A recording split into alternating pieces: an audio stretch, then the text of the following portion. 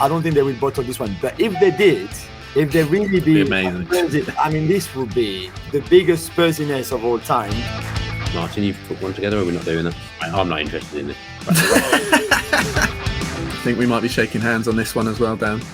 We got Matty Cash. Ah, that's biased. Yeah, did you used to play number 6? Did you play where you were holding the player? Usually when there's an obsession with one position because you played there before. I can play anywhere, Julien. As soon as I saw that, I was like, what's happened there? Who's he paid for that one? Maybe it doesn't really matter because he's not going to win it.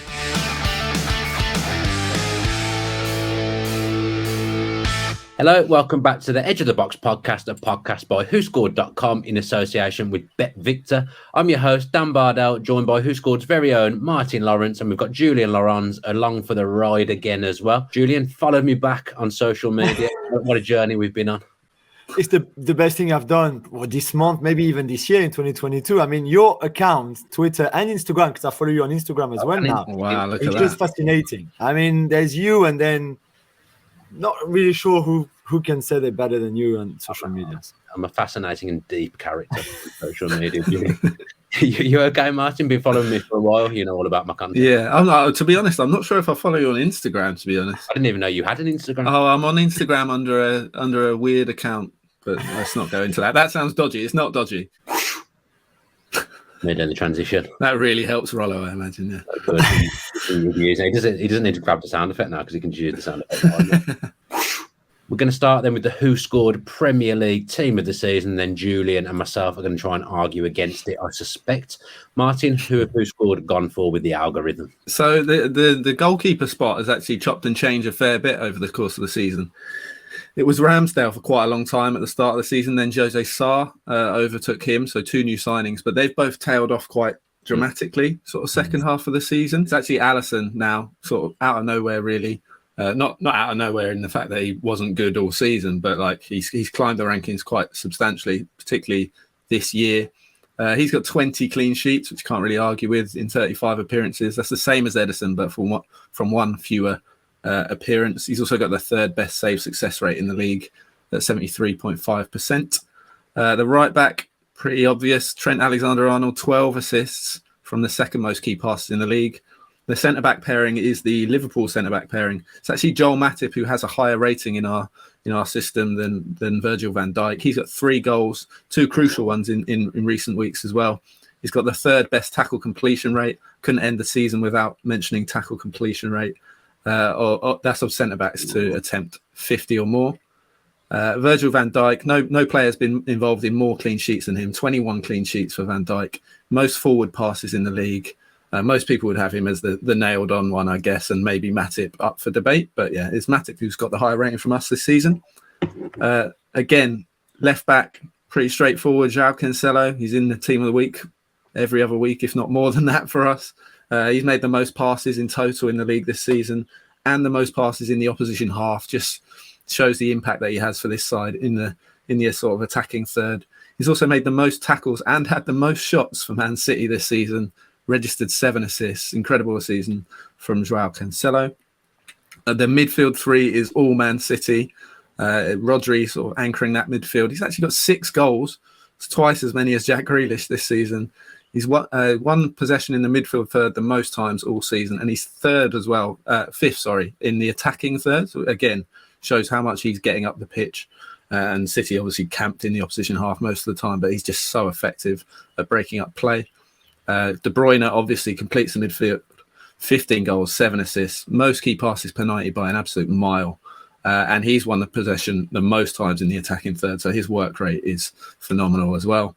Bernardo Silva is the 3rd midfielder, 8 goals, 4 assists. Obviously, he's dropped off in the second half of the season. He was probably one of those that you'd have considered as a genuine player of the season candidate in the first half of the season, but he has dropped off, but he still keeps his place in our team. He's made the most dribbles and most tackles in his Man City career so far this season. And the front 3, again, I don't think there's really a huge amount of debate in the team this season, which is quite odd. Salah on the right, 22 goals, 13 assists. He's on course to match Kane's feat for topping both of those statistics, which Kane obviously managed last season. Son on the left, 21 goals, really obviously hot on the heels of Salah for that golden boot now. which we'll come on to later. 7 assists as well. He's 5th for key passes in the whole league. So that area of his game's really improved. Obviously, Kane's side of the game gets mentioned a lot, but not so much Son. So to rank 5th for key passes is really impressive. Conversion rate of 26.6%. I also think he's maybe in the debate as one of, if not the best finisher in the league now. He's second to Vardy in that regard, who maybe would be in that consideration as well. He's got double the conversion rate of Harry Kane, who does scrape into the team after really, it's difficult to sort of overlook how poor he was first half of the season. 1 goal and 1 assist before December. He's got 15 and 7 since.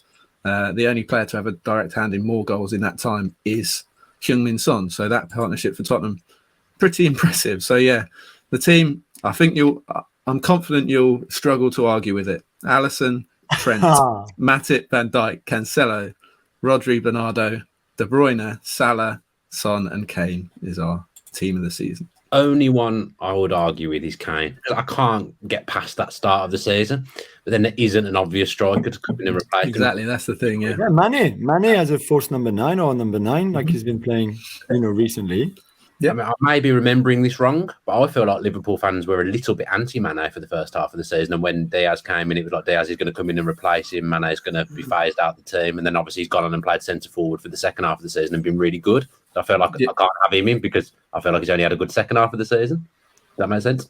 I think he was pretty good first half of the season. I think it was mainly last season, like the 18 months maybe before this season, that he'd had quite a big drop off. Started this season pretty well, not fantastically. Like you say, definitely much better this second half of the season post AFCON. Riding off that high, I guess he's been sensational. So yeah, definitely a shout. So I've got Alisson in goal, I've got Trent at right back, I've got Cancelo at left back, I've got Van Dijk, but I put Rudiger as the second centre back because I've been very impressed, even maybe more by the leadership, usual kind of stuff, even if he's a bit crazy at times than anything else. I know a back 3 is very different to a back 4, so you could see quite clearly he's more comfortable in the back 3, which I think a lot of centre backs will be anyway, obviously because you've got an extra defender. But yeah, I thought he had a quite impressive season. Then I've got Declan Rice as my holding midfielder instead of Rodrigo. I'm just fascinated by Rice and how young he is and the things that he does and how complete he is now in that position. I put Christian Eriksen as my third midfielder with KDB, just because I love the story, not so much in terms of stats or compared to Bernardo. I think Bernardo's had a great season, like Martin said, especially the first half. But I love the Eriksen story. I love how much of an impact he had on Brentford when he arrived, considering I think they hadn't won in 7 before him, and now they've lost only 1, I think, were United or something like that since he joined. So I just love all about that story from him coming to Brentford, especially after what happened last summer. And then, like I said, Mane for Kane. But yeah, there's no standout centre forwards nowadays, really. Is there in the Premier League? Obviously, Kane is the standout centre forward, but because of that game's changed, Dan. Game's changed. I don't like it. It's not don't need strikers anymore. Let's bring back some proper number 9s. That's what we want to say. If the closest sort of proper number 9 in our ratings, it's probably a little spoiler alert because he'll come into our team. Tony? Next, but yeah, Ivan Toney is the closest. He's in so that says a lot, I guess. He's got into double figures for goals, Tony. He has, as well. Yeah, I think that would probably be a fair pick. Right, player of the season nominees then. Assuming the top 5 is agreed: Salah, KDB, Son, Trent, and Cancelo. Which other 3 would you have in? I'll start with you, Julien. So I went for Van Dijk because, like we said, even if in the WhoScored system, Matip is higher, I think Van Dijk is the best defender in the world by far. But you can say what wasn't there last season as well. Yeah. In Liverpool, yeah. Completely, yeah. The extra 25 points or something like that they have is partly for that. I put Declan Rice because, again, I think in terms of progression and where he is at that age in a team like West Ham and what he does is phenomenal. And then I've got Mason Mount because I think people have been really harsh on Mount. And if you look at, so certainly in terms of the Chelsea team that still finished third and went to cup finals and won trophies, I think he's been their best player in the goals and the chances created, the key passes, all of that. He's been very impressive at times. So I feel people have been harsh on him. So I thought, to console him in a bit, I put him in the list so that make him happy, and he can go into the summer in a happy mood. I thought about Mount as well. He nearly made my next three, but I didn't quite manage to get him in. I went for Declan Rice as well for all the reasons that you've mentioned. Incredible footballer. I also went for Rodri. I think he's pivotal to what Manchester City do. I think he breaks up so many dangerous attacks from opponents because of the way Manchester City play. I think he's had a really, really good season and has popped up with a few important goals as well. Third one, I just went for Fabinho because the same kind of reason as Rodri. Really, he's actually scored a few more goals this season. He's looked dangerous from set plays. I think he's an underrated player that's critical for Liverpool as well. What he does goes under the radar. So they were the three that I picked, all playing the same position there. Yeah, did you used to play number 6? Did you play where you were holding midfielder? Usually when there's an obsession with one position, it's because you played there before. I can play anywhere, Julien, except for anywhere up front or on the wing. That's the answer of average players. Play me anywhere. Martin, what have Who Scored come up with? We've got one in agreement. So we've got Rodri. He's actually 6th in our rankings. Obviously touched on it before. He's added goals to his game, getting up the pitch a little bit more this season. But yeah, I just think the way he breaks up play and obviously distributes the ball as well. He's just the perfect holding midfielder in that regard for City. So yes, Rodri's 6th. Kane had snuck up to 7 just because of that second half of the season. I think if the season started in January, he'd be a player of the season candidate, no question. Obviously, you are overlooking. Started in August. They didn't exactly, which is why he's 7th and not 3rd. I don't know. But it is Joel Matip who gets the 8th spot in our ratings. I think he's generally since he signed for Liverpool, he's been really underrated. I love the way, I don't think there's a better centre back at bringing the ball out, at sort of breaking those lines, bringing the ball out, and just a very solid, dependable defender as well. And obviously, he's the sort of unsung hero alongside Virgil van Dijk for good reason, because he's maybe less glamorous, less powerful, steals less focus. But I just think you need that foil for that sort of player, and he's the perfect one. And obviously, they've got Konate now, who's maybe a more natural sort of long-term replacement for Van Dijk than actually Matip. But I do think it does look like, at least for the time being, that Konate is being played in the bigger games now alongside Van Dijk, which is harsh on Matip, but it'll be interesting to see how they sort of manage that next season. Obviously, they've got Joe Gomez as well, who I think may be off. We'll see. But yeah, I just wanted to touch on the Premier League candidates because I found, one of them in particular quite bizarre. I think Jared Bowen is fair enough. Has had a really, really good season. I actually quite like that pick. And obviously, it is nice to have players that aren't in the sort of top 2-3 teams and recognise their achievements in a sort of lesser side. So I'm all for that. Saka, I think, is an odd one. Maybe a bit of English bias there. Obviously, a really likeable character, which might come into the James Ward-Prowse consideration as well. Maybe that sort of side comes into a bit in those sort of nominees. But he's been quite streaky. Obviously had a tough start to the season post-Euros, understandably so. Then sort of really hit the ground running after that. But this last month or so has sort of fallen away as Arsenal have. So I don't think he's 33rd in our rankings, so it doesn't come close. And James Ward-Prowse is 37th. And I just cannot understand that one at all. I mean, we touched on it before. I like James Ward-Prowse a lot, and Villa obviously tried to sign him. I'd have loved to have signed him. 9 goals and 5 assists this season, but it is those set pieces. Only 1 goal from open play, only 2 assists from open play. Set pieces count, but in general play, does he really deserve to be in that picture? I think that's a really tough case to make. His tackles have actually dropped massively as well. He's actually been dribbled past more than he's made tackles this season. And Southampton have struggled, I think, in that midfield area in general. It's actually his lowest WhoScored rating for 3 years. So he's actually regressed year on year over the last 3 years. So it's just a weird time for him to be recognised in that regard. He's our 12th highest rated central midfielder this season, let alone player. So the top 4 are all Man City. So Gundogan is actually 4th, which shows the depth that they've got. John McGinn is the highest rated central midfielder that isn't a Man City player in our ratings. He's had a really underrated season, just does everything.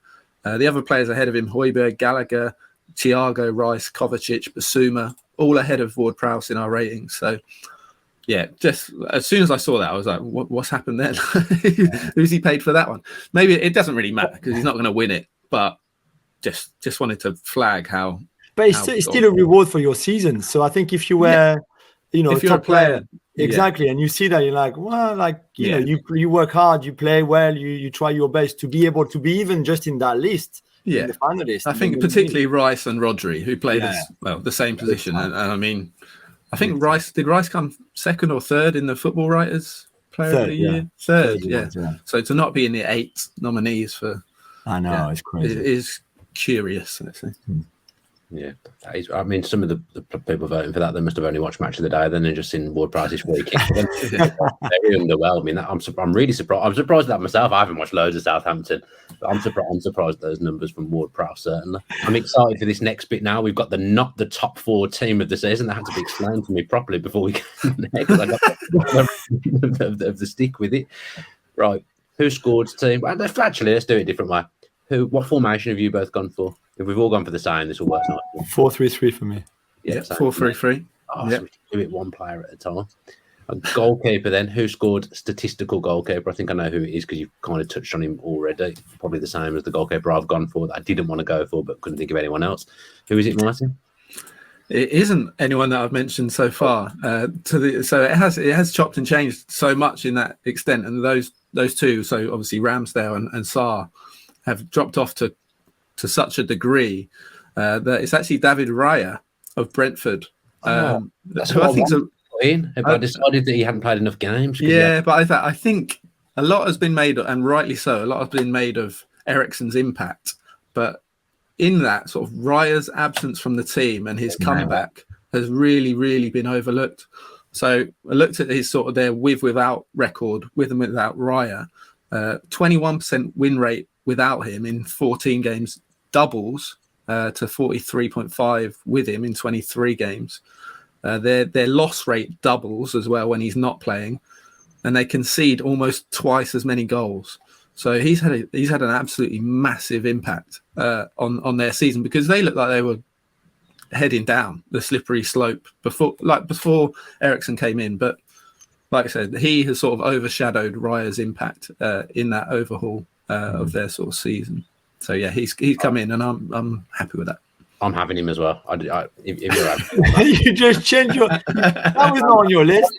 I wanted him, but I decided he'd missed too many games. I couldn't have him. But if WhoScored's algorithms put him in, then who am I to argue with that? I'm happy him in as well. So unlucky Josie Sarr. You're down. Who have you gone for, Julien? I put Ramsdale. I know, and rightly Martin explained earlier, that it's true that the form has dipped a little bit after the injury, especially, and Arsenal have struggled collectively. But still, coming from where he was to this team, such a young age, and show all that leadership, the qualities. Again, the safe away at Leicester, for example, on that free kick was just out of this world. So I think even if the end is not as good as the first half of the season, I still think he deserves a shot. Yeah, let's hope he's watching. Yeah, he will be for sure. But Aaron, we know you're watching. So yeah, well, I was glad he decided to watch the week. I said something questionable about him. That was really key. What a season from Aaron Ramsdale! Unbelievable goalkeeper, England's future, and all that jazz. Definitely. Right back or right wing back then, Julien. Who have you gone for? I went for Tino Livramento. So of course, there's the injury that has cut short his season a little bit.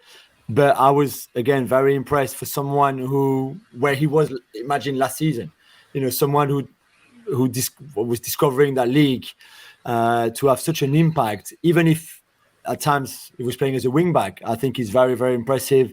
I find him so strong, so clever with the ball, which I like. There's still a lot of progress to be made. But yeah, I think he deserves to be in that team. I think we might be shaking hands on this one as well, Dan. We got Matty Cash. That's biased.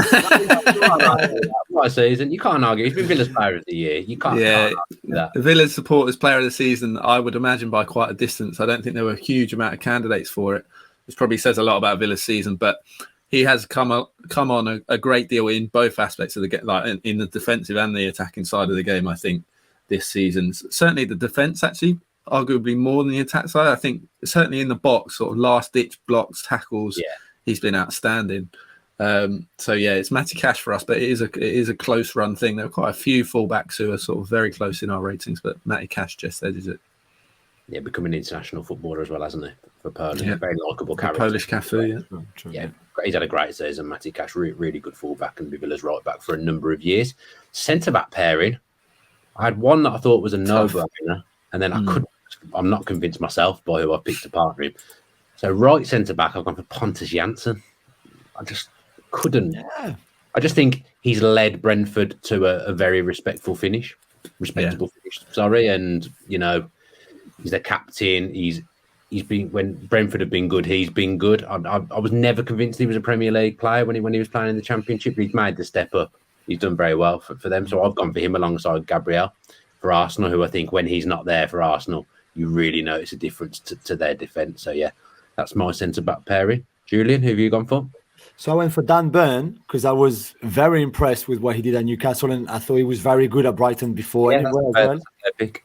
Yeah. So, and then the second one, it was between Conor Cody and Gabriel. And I know Wolves have been on the beach for a few weeks now. So, it's, the Bahamas is lovely, better than the Midlands. No offense. Don't take it. You just don't have the beaches that they have in Bahamas. That's what I meant. So I know the end of the season, but there's a lot of things I like about Cody, even if he's again in a back three and our team is in a back four. But I think Gabriel has had a good season. He still makes mistakes and he's still a little bit raw, as much as I love him. But yeah, I went for Burn and Cody. So in our system, it's actually the other Brentford centre back, Ethan Pinnock, who's our sort of, I think he is the second top rated of the two. So he ahead of Janssen ratings was. If you've got that in front of you, if you haven't, don't worry. It would be weird if I had that in front of me, wouldn't it?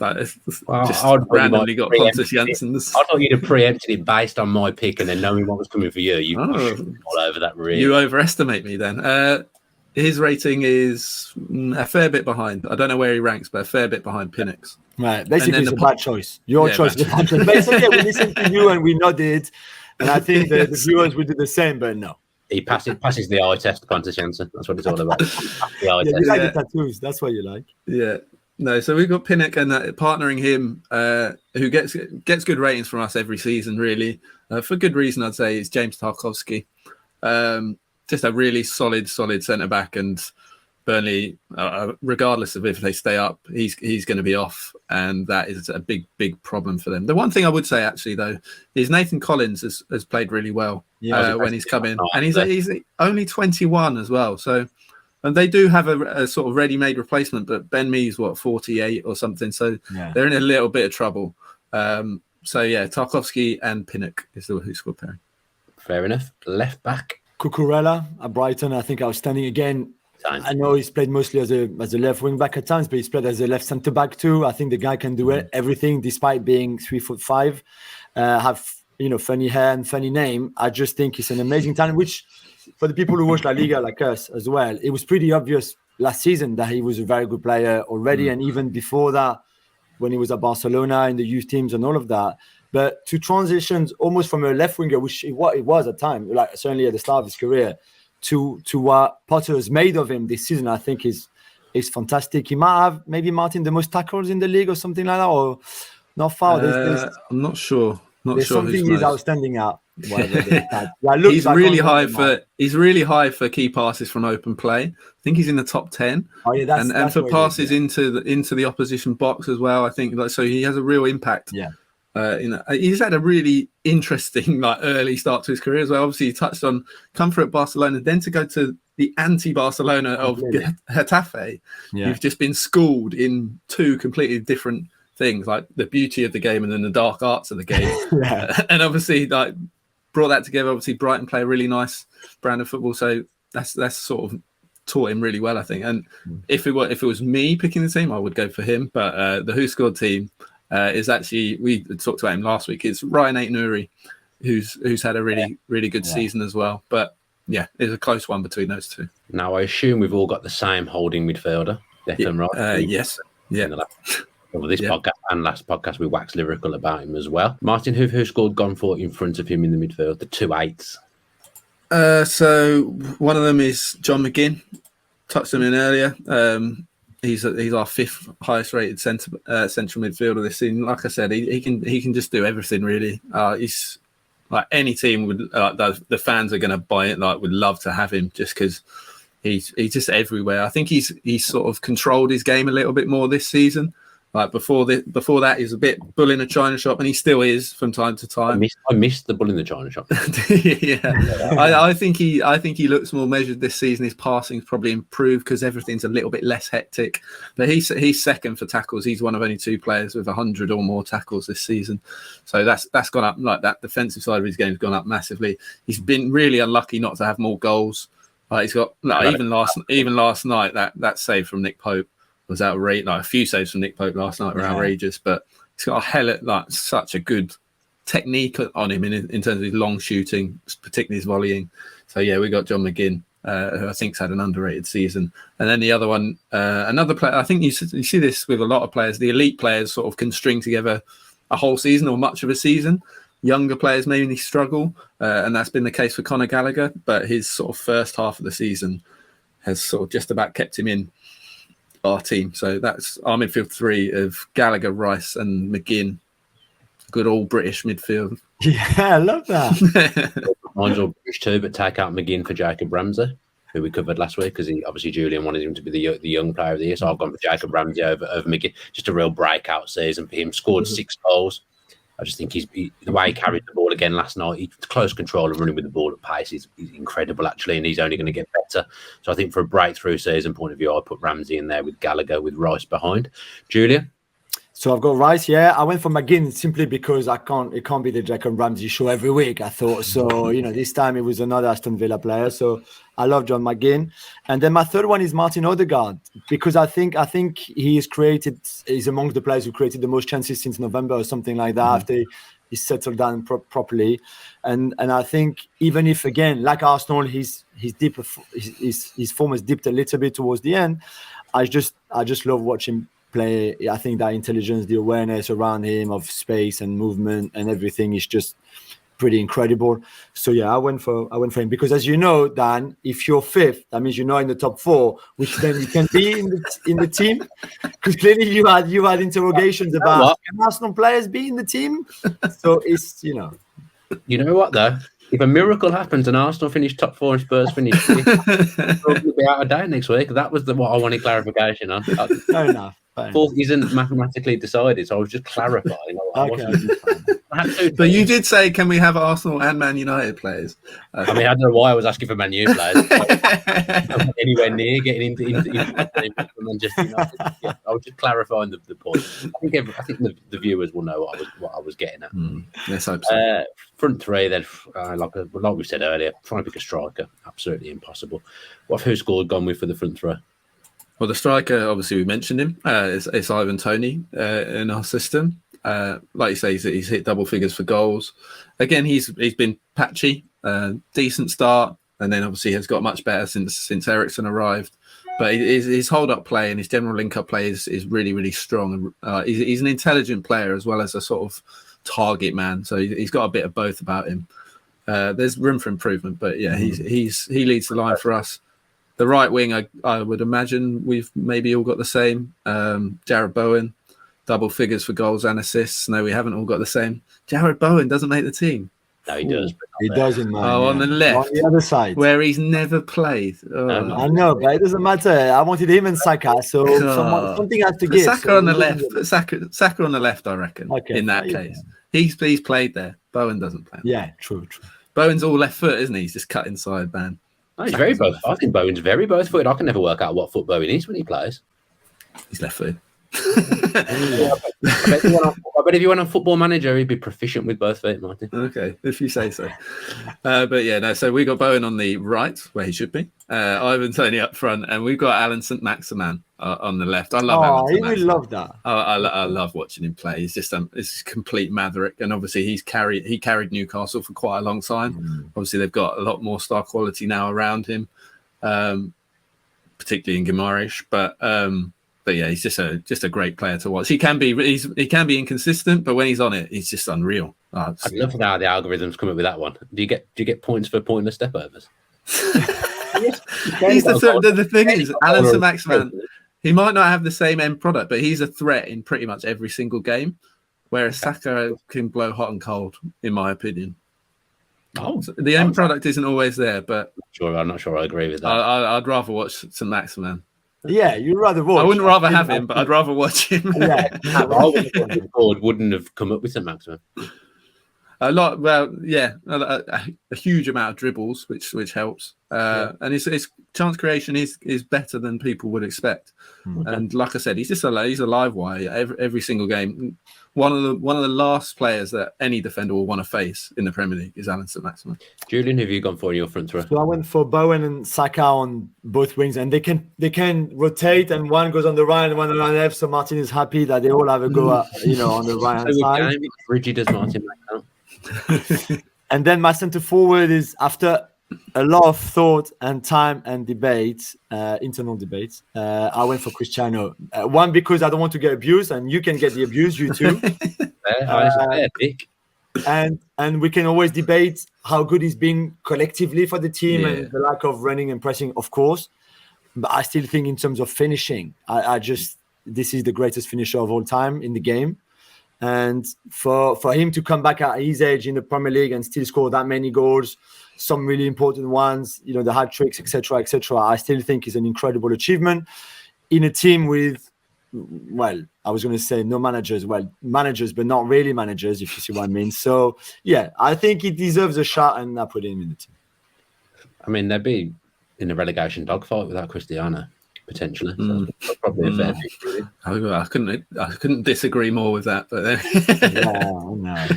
Were they in a relegation dogfight last season, or did they finish second? Well, you take away his goal this season, Martin, they'd be in big trouble. It's not really how football works. They'd probably play someone else, I imagine. Exactly. It might work better, but his goals were still important. Yeah, no. From an individual perspective, which is what this is, because you're picking individuals within a combined team. I think it's perfectly fair. You're not going to like my front throw. I don't like your whole team, Dan. I'm not convinced it's the same as the Who Scored team so far. Right wing, I've gone for Saka. Yeah. Okay. Which is a fair pick. Left wing, playing more of a hybrid left wing /10. I've gone for Eriksen. Okay. I wanted to put Eriksen in. And then I've gone for Bowen as my striker. There's just not the number 9s there. I prefer Bowen as a striker than a left winger, personally. I prefer that. He has played there. He's played there. Yeah, he's played there. Yeah. I was close to putting Trossard in my team. Pretty close. Yeah, I really like Leandro Trossard. As a put him on the left. Put him on the left. No, I want Instead of putting a pure 10 on the left, you could put an actual left winger on the left. Just an idea. Just an idea. I mean, imagine Eriksen's face when you, as a manager, said to him, "Okay, Christian, today you're gonna just stick to the touchline on the left-hand side, right?" He'll float. Okay. He'll float. He can even play as 2 10s behind Bowen, because I think Saka could play as a 10 as well. Yeah. I'm going for that. Let us know in the comments whose team you think is best and why is it not mine? Because I don't think mine is going to get picked at all. Right, then it is, of course, the final day of the Premier League season. Plenty of jeopardy still going into the Sunday 4 p.m. games. Technically, not anything is really decided. Martin, which game do you think is the most interesting of all the 10 that are on Sunday? It's a strange one, isn't it? Because nothing's decided, like you say, but also there's a sense of sort of feels quite underwhelming at the same time. First time in the Premier League era where the title, top 4, top 6 and relegation are not decided, which sounds like this is going to be the best final day ever, doesn't it? But it might be. It could be. Yeah, but there's just some things have gone against it a little bit where you'd want them to sort of set up a bigger finish. In terms of what I like, the game or race that I will be sort of most interested in, and I think it's probably one that people will overlook, is the battle for that 6th place. I'm really intrigued as to what, because I've got full confidence that Man United lose at Crystal Palace personally, and it's just a case of whether West Ham can beat Brighton, and we'll come on to it, and that's a really, really tough game. But I just think that's massive for both teams.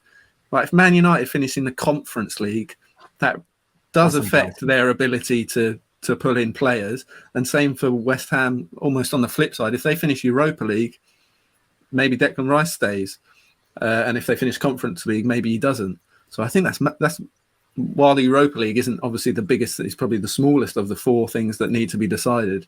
For those 2 teams, I think that's massive. So I'm really interested in that sort of battle. You'll be watching Manchester City v Villa, though, won't you? Of course. I will also be watching Manchester City v Villa, but I have not picked that as the most interesting game. I've gone Brentford Leeds. Yeah. I think that'll be a crowd. I think Brentford will want to get one over Leeds. They'll want to send them down. There's all these videos emerging of the Leeds fans taking the mick out of Thomas Frank. I think Brentford will take immense satisfaction of sending Leeds down. Leeds obviously need to pick something up. So I've gone for that one. Julien? So I will be at City Villa, but I'll have the screen to watch the rest. Not so much. But the City Villa and the Liverpool Wolves are fascinating. Even if I don't think City will drop points against you guys, so they will be champions. I went for the Norwich Spurs game because since I moved in this country 18 years ago now, the word Spursy was taught to me at quite an early stage in my residency here. And through the years, I've looked, and I think that if they really bottle this one, which I don't think they will, I think they will win or even maybe draw, which would be enough to draw away. So it's a bit different. But I don't think they will bottle this one. But if they did, if they really be amazing. I mean, this will be the biggest Spursiness of all time. Again, I think Conte and the players have this now. They've come from afar to catch up with Arsenal, overtake them. The derby was big, blah, blah, blah, everything we've mentioned already on the show. But yeah, so I went for Norwich Spurs. Part of me wanting a Spursiness, but the other part knowing that it surely won't happen. It can't happen this time. I'll tell you what, superb podcasting, not communicated with each other beforehand, but all picked a different game there. Yeah, lovely stuff. That is podcasting of the highest order and the highest quality. Let's look at the title race then. Julien, is there anything Liverpool can cling on to heading into the last day?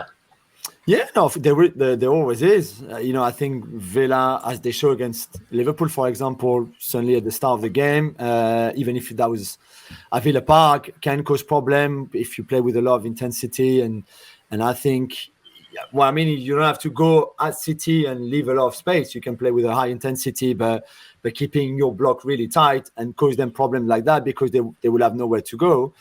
I still think City in that position are ruthless. Usually, we saw that against Brighton 3 years ago, for example, in a similar position. We saw that 10 years ago, even against QPR, with a different manager and different time and different players and different era, etc. But I think it'd be very hard for Villa to get anything out of that game. But if they did, which again, everything is possible always, then I think Liverpool have to believe and have to do their job, which I think they will against Wolves, and then wait and see. Villa have lost 10 in a row at the Etihad, Martin, conceding 25 goals, scoring only 4. Conceded 35 goals, not 20. 35, is it? Jeez. They've also lost all 9 of their games against the top 5 so far this season, which is really, really disappointing. Like one of the big disappointments. Like every season for a fan of a club like Villa, you want one game, you want a big win, don't you? And you haven't even had a big draw. So yeah, that's been a real disappointment. And yeah, maybe they're saving it for in style. Maybe, yeah, this would be the ultimate. Yeah, yeah. 5-0. It would, yeah. But yeah, it's difficult to see. I like for Liverpool in terms of what they can cling on to, in terms of what's in their hands. I think it's a good fixture for them. Obviously, Julien mentioned Wolves have sort of checked out for the season. It's interesting that Conor Cody, after they sort of got that late equaliser against Chelsea, he said after that game that they were quite angered by the fact that people said that they checked. I always think if you're quite angered by it, you probably have subconsciously switched off a little bit. Exactly. Otherwise, it wouldn't really upset you that much. How did they know? How did they know we already booked the holidays? Yeah. They went straight back to the beach after that Chelsea game. Exactly, yeah. Exactly.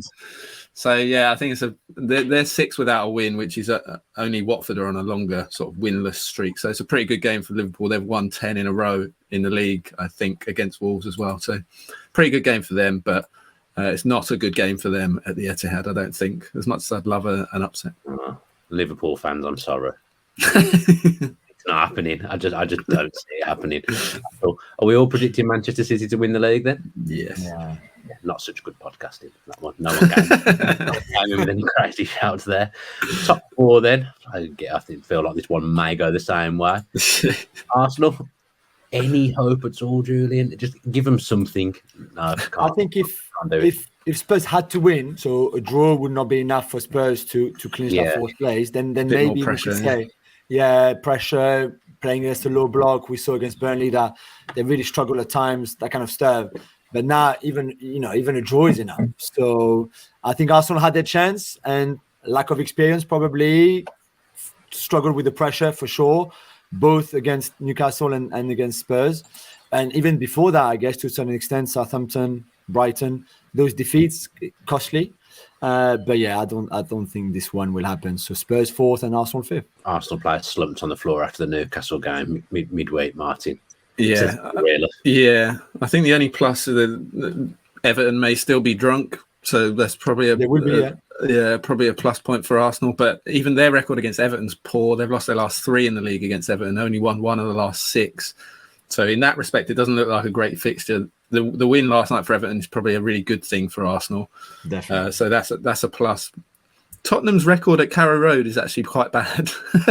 They've only won 1 of their last 5 at Carrow Road. Norwich, obviously, this season maybe a little bit different.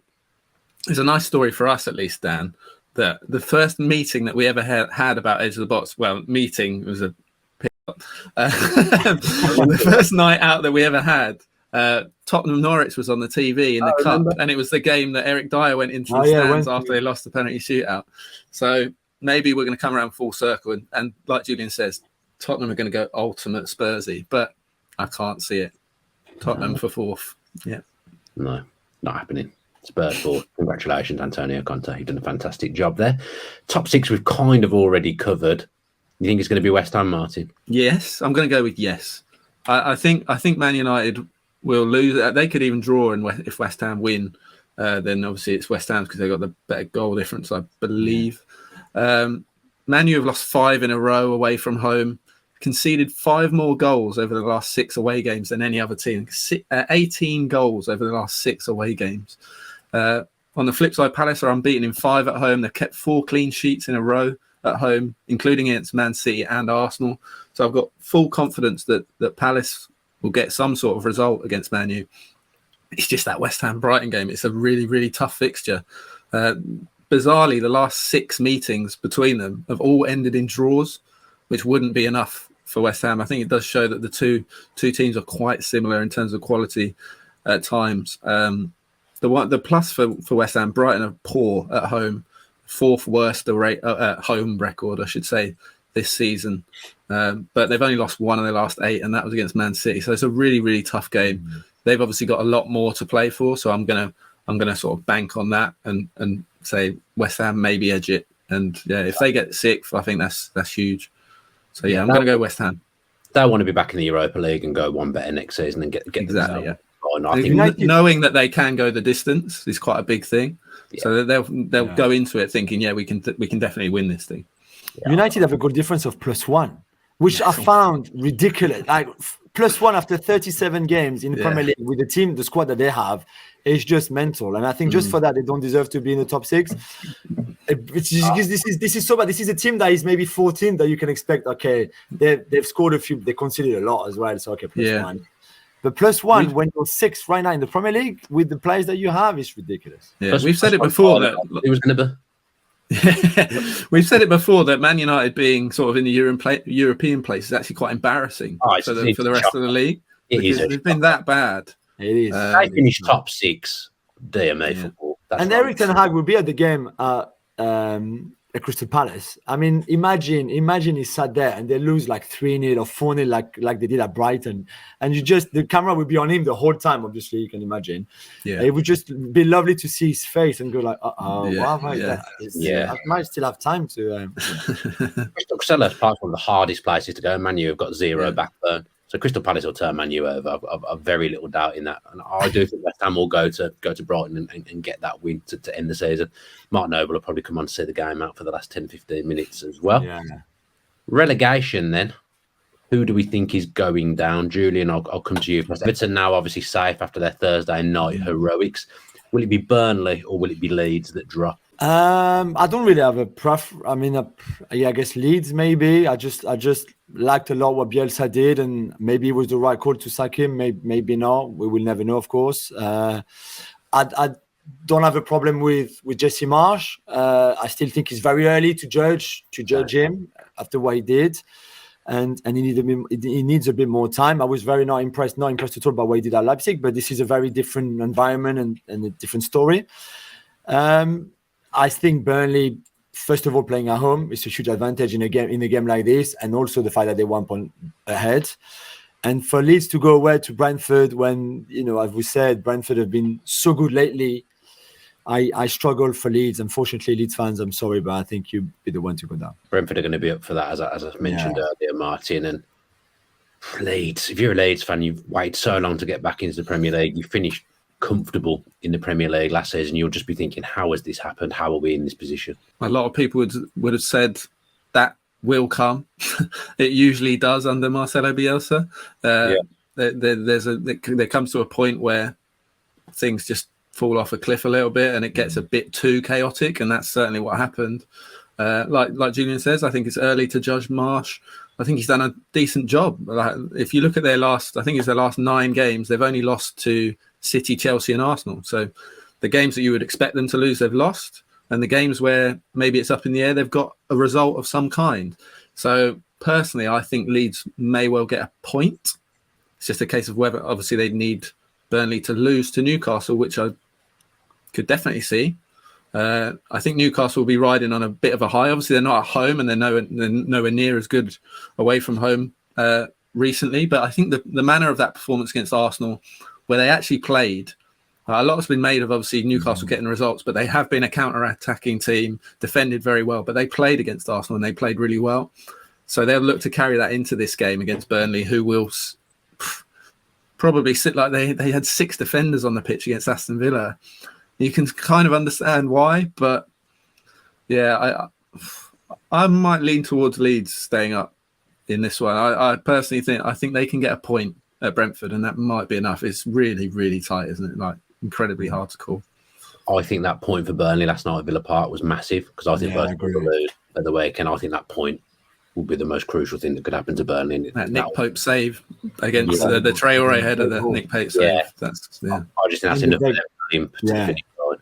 And the Weghorst miss, the Martinez save on Weghorst, a bit like Ryan Kane we saw against Frankfurt, or even in the Championship semi-final playoff, the Brice Samba save on NDI. Those saves just changed the whole season pretty much, because at Weghorst scored, they would pretty much be safe now without that save. So those moments, it's just, for such a long game and an incredible season, just come down to that few millimeters that if it hit it better, it would have scored, and like the others, it would change the whole thing. It's a great block from Mings. I think took it unreal.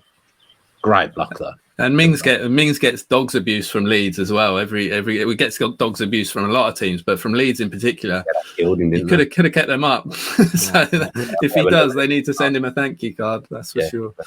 So who's going to go then, Martin? Who do you think? I've gone for Leeds. I'm going to go Burnley. Burnley. Julien, it rests with Leeds. you. Yeah. Nice to have a bit of difference on one, though, isn't it? Yeah. Although we've actually got a combined 11, haven't we, Martin? You put one together, or are we not doing that? So yeah, I can run through it quickly. I'm not interested in this.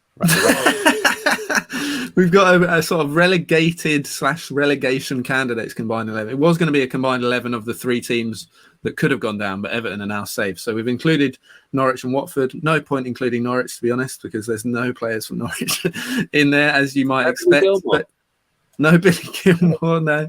But it's sort of a mixture of players that could well stay in the Premier League, even if their clubs go down. There are players in all the teams, obviously, that would get picked up. Nick Pope is the goalkeeper. Like last night, unbelievable. Like, I think he's got a genuine case for maybe being the one, if not the best shot stopper in the league. Certainly one of them.